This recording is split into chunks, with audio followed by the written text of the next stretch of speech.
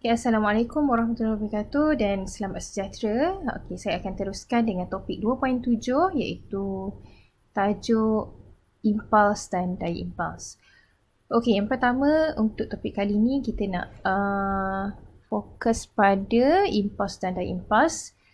So, kita nak belajar tentang kesan tindakan ikut lajak ke atas magnetic impuls, situasi dan aplikasi dalam kehidupan harian yang melibatkan impuls dan daya impuls dan ciri-ciri keselamatan dalam kenderaan. Okey, yang seterusnya kita akan menyelesaikan masalah yang melibatkan impuls dan daya impuls. Okey, impuls ni adalah perubahan momentum dan rumus dia adalah FT sama dengan MV tolak MU. Okey, dan ni unitnya, daya impuls adalah kadar perubahan momentum dan rumusnya F sama dengan MV tolak MU per T. So, ini adalah unit dia, Newton. T tu adalah selang masa tindakan. Okey, kita tengok contoh pula. Ni adalah lori melanggar tembok. Okey, lori pertama dia punya laju dia ada 20 meter sesaat. Dan lori kedua adalah 50 meter sesaat. Okey, antara lori 1 dan 2 yang manakah mempunyai daya impuls yang lebih tinggi? Laju yang sedikit ataupun yang lebih banyak. Okey, kita tengok daripada kesan tindakan dia. Okey, lori telah melanggar tembok. So, tembok tu saya ingat sikit lori yang kedua. So, tembok tu lebih nak hampir tumbang kan. Okey, so kesan pada lori kedua, dia tegak ni sikit je. Lori kedua ni kesan dia lebih besar. Jadi kalau kita tengok rumus tadi, F sama dengan MV tolak MU per T. So maksudnya bila daya impuls besar, kadar perubahan momentum adalah besar. Lebih besar perubahan momentum, so lebih besar daya impuls. Okey, jadi lebih besar daya impuls, lebih besar kesannya ataupun kerosakannya. So bila lebih besar daya impuls, so lagi teruklah tembok tadi kena langgar kan. Okey, sebuah lori 1200 kg bergerak pada laju 100 meter sesaat. Menghentam sebuah tembok selang masa tindakan antara lori dan tembok ialah 0.3 saat. Tentukan daya impuls yang dikenakan pada lori. Okey, so F sama dengan MV tolak MU per T. So M dia adalah sama. Jadi kita buat pemfaktoran dekat sini. Okey, laju akhir dia adalah 0, laju awal dia adalah 100. Okey, kita bahagikan dengan masa 0.3. So, kita akan dapat 1200 darab 100 bahagi 0.3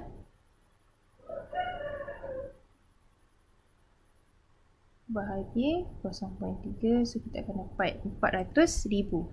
So, negatif 400,000 N.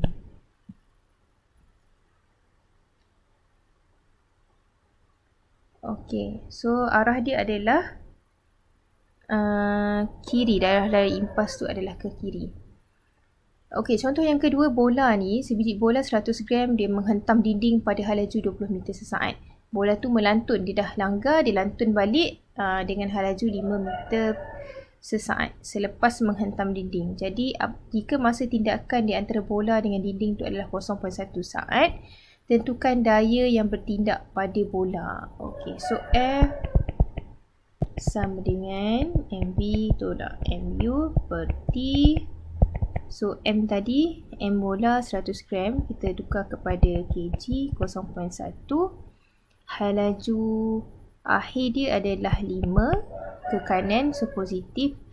Tolak dengan laju awal dia adalah ke kiri, so dia adalah negatif.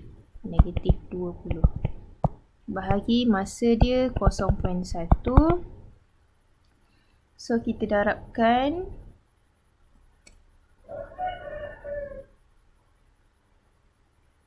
0.1 darab 25 bahagi 0.1, so kita akan dapat 25.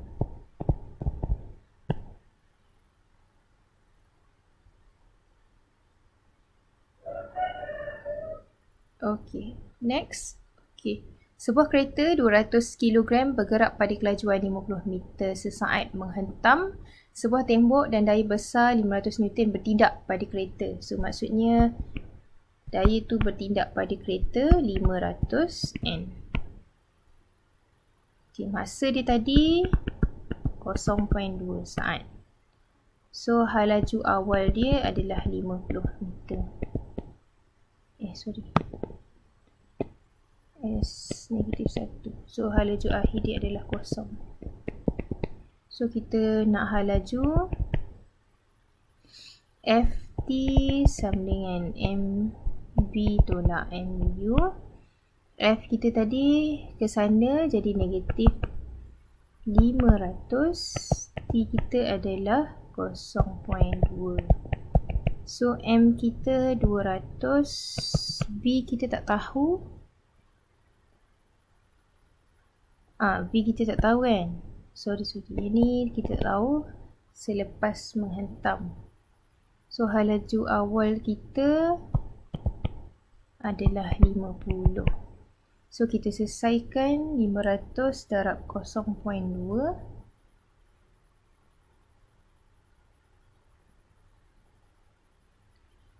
So negatif 100 sama dengan 200 V tolak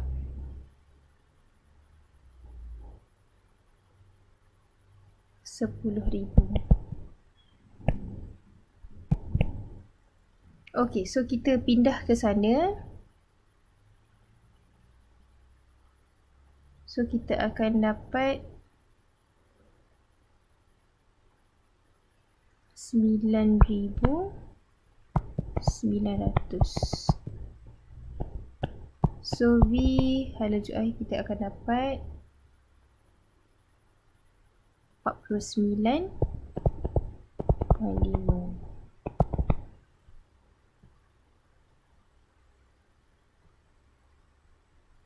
Okey. Next. Okey, sebiji bola golf 45 gram dipukul dengan daya 5,300 Newton. Masa tindakan antara bola golf adalah 0.6. Jadi dia nak hal laju. So dia dah bagi dah daya F sama dengan 5,300 Newton. T adalah 0.6. Dia nak hal laju bola tersebut. Okey, so hal laju awal dia adalah kosong. Dia pukul kan. So daripada keadaan pekun. Jadi Ft sama dengan mv tolak mu. So kita tahu F tadi adalah 5,300. T dia 0.6. M dia adalah 45. So kita bahagikan dengan 1,000. Kita akan dapat 0.045. V kita tak tahu, tolak dengan kosong. So 5,300 darab 0.6. So kita akan dapat 3,180 V.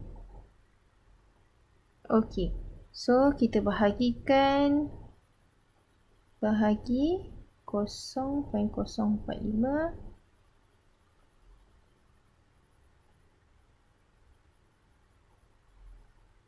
So kita akan dapat 70.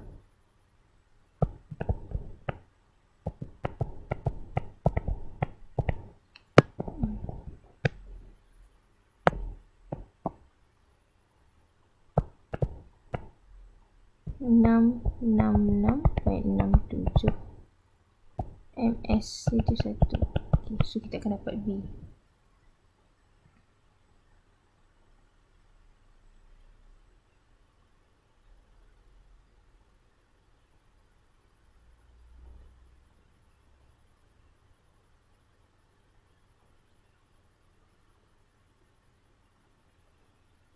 Okey, sorry ada tertinggal yang tadi meter saat.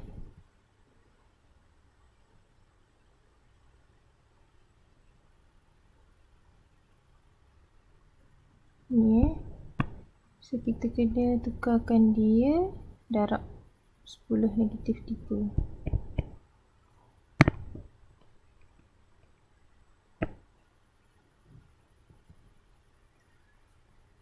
Okey, 0.6 darab 10 negatif 3 darab dengan 5,300. So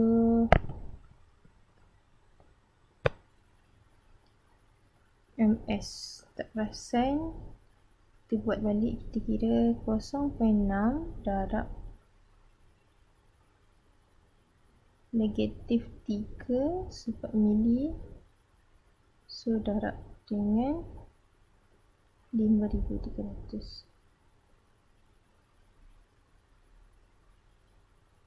Okey, so kita akan dapat negatif 15.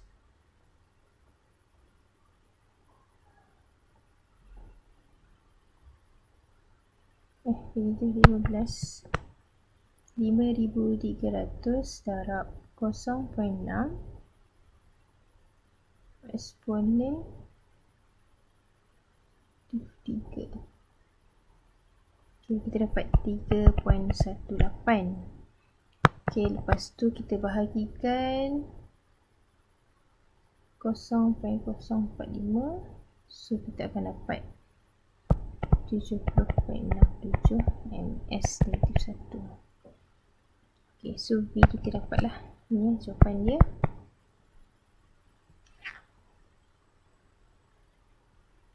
Okay, so kita dapatlah nilai dia. Next, kesimpulannya bahawa kita dapat tahu bahawa rumus tadi F sama dengan MV tolak MU per T. Lebih pendek masa tindakan, lebih besar daya impas. Okey, kita guna macam ni je. Okey, bila F daya impas tinggi, kadar perubahan momentum tinggi, masa tindakan dia akan pendek. So lebih pendek masa tindakan, lebih besar daya impas. Jadi oleh itu, kecederaan yang serius ataupun kerosakan besar boleh dielakkan jika masa tindakan dipanjangkan dalam suatu pelanggaran. So bila kita rendah, daya impas rendah, T itu kita tingkatkan.